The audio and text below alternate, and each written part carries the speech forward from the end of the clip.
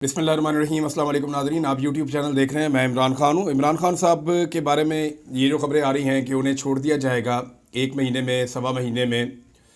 अब एक दिन और गुजर गया और एक दिन और गुजर गया तो पीछे आपके जो दिन रह गए हैं वो और कम होते जा रहे हैं। तो पाकिस्तानी तो एक एक दिन करके गिनेंगे, जो अपने लीडर की कैद का एक एक दिन गिनते हैं और रोज़ाना सोशल मीडिया पे डालते हैं कि आज इमरान खान को 600 दिन हो गए, आज 601 दिन हो गए, आज 602 दिन हो गए। जब उन्हीं पाकिस्तानियों को टाइम दिया गया पाकिस्तान की इंटेलिजेंस एजेंसी ISI के DG की जानिब से, गो कि ये टाइम उन्होंने खुद से कोई बयान देते हुए नहीं दिया, लेकिन उन्होंने ओवरसीज़ पाकिस्तानियों से जो मुलाकात की तो उसमें कहा कि 4-5 हफ्ते में इमरान खान साहब को छोड़ दिया जाएगा। जो लोग लापता हैं जबरी तौर पे उनका मामला हल हो जाएगा और चीज़ें ठीक हो जाएंगी। ख़ास तौर पे जो मिलिट्री ट्रायल वाला मामला है वो ठीक हो जाएगा। अब दबाव तो बहुत है पाकिस्तान की एस्टेब्लिशमेंट पे। देखें, दबाव किन चीज़ों का है ये हमें याद रखना पड़ेगा। जिन चीज़ों का दबाव है, नंबर 1, पाकिस्तान की मईशत खड़ी नहीं हो रही। लगातार ये तमाम इकदाम करके देख चुके हैं, मईशत खड़ी नहीं हो रही। और मईशत खड़ी तब तक नहीं होगी जब तक कि लोगों का एतमाद हुकूमत के ऊपर बहाल नहीं होगा। पाकिस्तान में सियासी इस्तेहकाम नहीं है तो माशी इस्तेहकाम आ ही नहीं सकता। लोग पैसा खर्च नहीं कर रहे, बल्कि लोग पैसा पाकिस्तान से बाहर लेकर जा रहे हैं, और जिनका पैसा बाहर पड़ा है वो पाकिस्तान में लाने के लिए तैयार नहीं है। तो एक तो प्रॉब्लम यह है कि सियासी इस्तेहकाम नहीं आ रहा। दूसरा प्रॉब्लम यह है कि आलमी सतह पे बड़ी शर्मिंदगी का सामना करना पड़ रहा है। जैसा कि मैंने आपको बताया था और ये खबर हर जगह छपी भी थी कि जो पाकिस्तान के अंदर यूरोपीय यूनियन के नुमाइंदगान आए थे उन्होंने साफ कहा था कि आप GSP+ का जो स्टेटस है उसको फॉर ग्रांटेड ना लें, यानी आप उसको हल्के में ना लें, वो आपसे छिन भी सकता है। हालांकि ये स्टेटस पाकिस्तान के साथ अभी लंबा चलना था, लेकिन पाकिस्तान ने जिस किस्म के काम किए, इंसानी हकूक़ की पामालियाँ की, स्पेशली जो सिविलियंस का मिलिट्री कोर्ट्स के अंदर ट्रायल हुआ, उसके बाद उन्होंने कहा जी हम इसको रिव्यू करने जा रहे हैं और अभी ये जून में गालिबन ये रिव्यू होने जा रहा है। ये भी एक बड़ा दबाव है। फिर जो पाकिस्तान की मिलिट्री क़यादत है, खुसूसन पाकिस्तान के army chief general Syed Asim Munir साहब, उनके बारे में अमेरिका में जो बिल आया, जो विल्सन लेकर आए, उस बिल को लाकर भी वो बहुत परेशान है।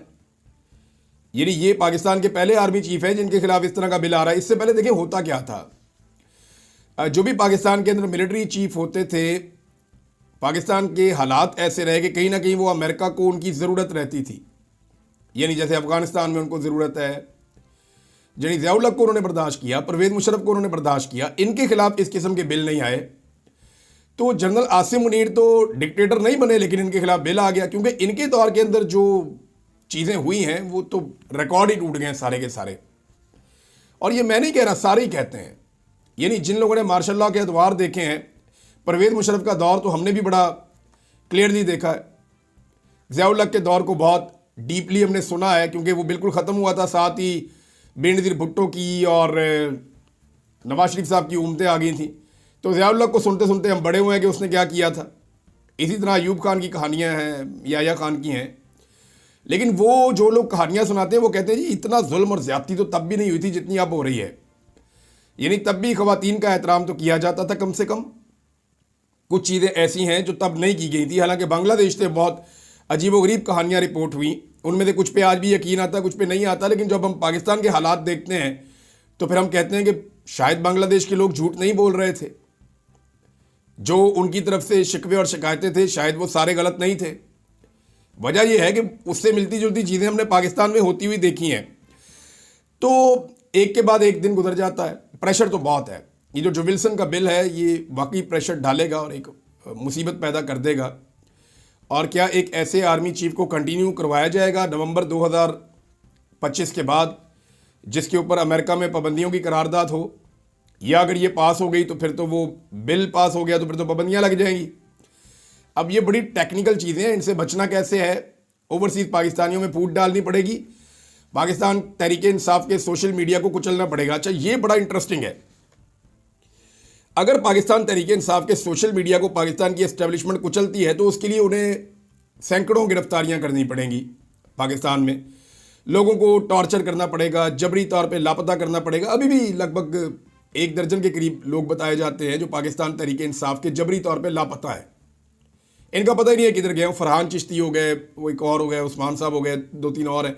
इनके नाम तो मुझे याद है, कुछ और लोग हैं जो अभी रिसेंटली जिनके नाम आए हैं। तो लोगों को जबरी तौर पे लापता किया गया है।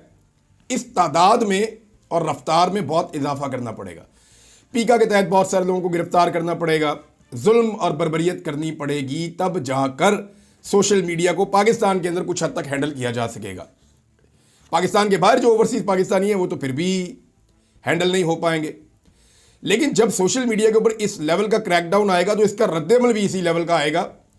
एस्टेब्लिशमेंट को शायद इस बात का अंदाजा नहीं है। एक तो बड़ा खौफनाक रद्देमल आएगा पाकिस्तान के अंदर, और दूसरा जो ओवरसीज पाकिस्तानी हैं उनके इत्तफाक में और इत्तेहाद में इजाफा हो जाएगा। ये आप मेरे से कंफर्म करवा लें। जब जब आप पाकिस्तान के अंदर जुल्म करेंगे, तशद्दुद करेंगे, जबर करेंगे, ओवरसीज पाकिस्तानी पाकिस्तान के साथ खड़े हो जाते हैं।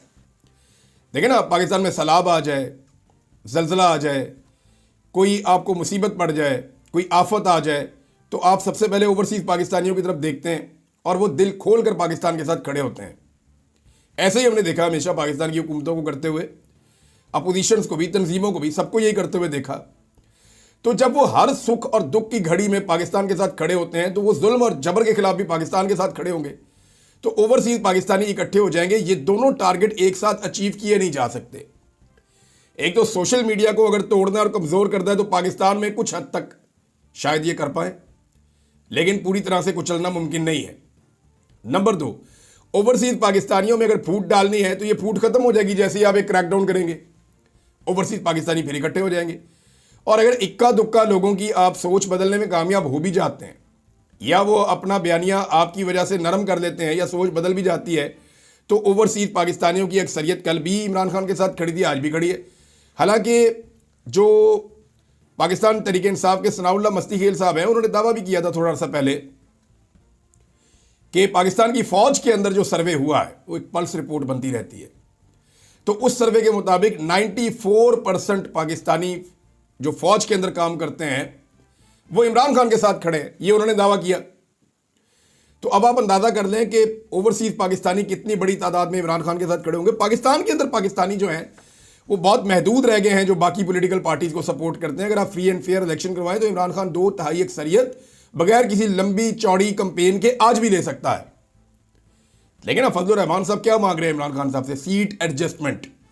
वो भी ये जानते हैं कि इस वक्त इमरान खान की मकबूलियत का तोती बोलता है, और अगर इस वक्त इमरान खान साहब आ जाते हैं तो 2/3 अक्सरियत लेंगे, उन्हें किसी की ज़रूरत ही नहीं होगी। लिहाजा अगर अपनी सीटें लेनी है तो इमरान खान साहब के साथ सीट एडजस्टमेंट करनी पड़ेगी। ये फजलुर रहमान साहब जैसा मजबूत सियासतदान भी जानता है। अब इमरान खान साहब से एक तरफ तो कहा जा रहा है जी हालात बेहतर किए जाएंगे, टेम्परेचर डाउन किया जाएगा, दूसरी तरफ बंदे अगवा किए जा रहे हैं, जुल्म और बर्बरियत जो है उसको बंद ही नहीं किया जा रहा, और इमरान खान साहब की मुलाकातें भी रोकी हुई हैं। यानी ईद वाले दिन ना बुशरा बीबी की मुलाकातें हुई, ना इमरान खान साहब की मुलाकातें हुई, और कैसा बेशरम मीडिया इसके ऊपर खबर ये चलाई गई कि जी कोई भी मिलने नहीं आया। भाई जब मुलाकातों के लिए अदालती अहकामात लेकर तयशुदा मुलाकातों के लिए वो मिलने आते हैं तो कोई मिलने नहीं देता, और आज तो कोई मुलाकात आप इजाज़त ही नहीं दे रहे और फिर खबर चला रहे हैं कि जनाब बंदे मिलने नहीं आए। अवाम पहुंची क्यों नहीं, लोग पहुंचे क्यों नहीं? तो लोग पहुंचे जी आज इमरान खान साहब से मिलने के लिए। सलमान अकरम राजा साहब जो लिस्ट बनाकर देते हैं कि ये बंदे इमरान खान को मिलेंगे और ये बंदे नहीं मिलेंगे, उस सलमान अकरम राजा साहब को ही नहीं मिलने दिया गया इमरान खान साहब से, अंदाज़ा कीजिए आप। और कोऑर्डिनेटर हैं जो नामजद करते हैं बंदे के, ये जाएगा अंदर, ये नहीं जाएगा। और जो जेल का अमला था वो कह रहा था जी फलां फलां बंदे को हम अंदर भेज देते हैं, और जेल का अमला नाम दे रहा था कि ये बंदे आप अंदर भिजवा दें। यानी जेल अमला की जानिब से बार बार अंसर कियानी एडवोकेट और ताबिश फारूक एडवोकेट को अंदर भिजवाने की हिदायत की गई, जिस पर सलमान अकरम राजा ने दोनों को अंदर जाने से दोबारा रोक दिया। उन्होंने कहा जी आप अंदर नहीं जाएंगे। सलमान अकरम राजा साहब ने कहा, सलमान अकरम राजा ने कहा कि आप हमें अंदर भिजवाएं और हमारे बाद इनको भी भिजवा दें, लेकिन नंबर पूरे ना करें। अगर आप हमें अंदर नहीं भेजते तो कोई भी अंदर नहीं जाएगा। फिर आदम सवाती साहब कोई 1-2 लोगों के साथ अंदर गए हैं, उन्होंने जाके इमरान खान साहब से मुलाकात की, और ये बड़ी बमशेल मुलाकात है। इसके हवाले से जो खबरें हैं वो मैं आपको बताता हूँ, ये एक्सप्रेस न्यूज़ से आपको पढ़ के सुनाता हूँ। स्पीकर खैबर पख्तूनख्वा असेंबली को मुस्ताफ़ी हो जाना चाहिए, इमरान खान साहब ने कहा। अच्छा, लोग वज़ीर आला के बारे में बात करते, इमरान खान साहब ने स्पीकर के बारे में बात कर दी कि स्पीकर को जो है वो मुस्ताफ़ी हो जाना चाहिए। पाकिस्तान तहरीक इंसाफ के बानी इमरान खान ने कहा है कि अगर पार्टी रहनुमाओं पर करप्शन के इल्ज़ामात की तहकीकात करने वाली कमेटी ने फैसला किया है तो खैबर पख्तूनख्वा असम्बली के स्पीकर को अपने ओहदे से मुस्ताफ़ी हो जाना चाहिए। रावलपिंडी अडियाला जेल में इमरान खान के साथ मुलाकात के बाद ये बातें बताई हैं आज़म सवाती साहब ने। ये इमरान खान साहब के बड़े करीबी साथी हैं और इमरान खान साहब इन पर एतबार इसलिए करते हैं कि इन्होंने हर तरह का जबर बर्दाश्त किया है। इनकी वीडियोज़ लीक कर दी गई, इन्होंने उस पर भी प्रेस कॉन्फ्रेंस कर दिया कि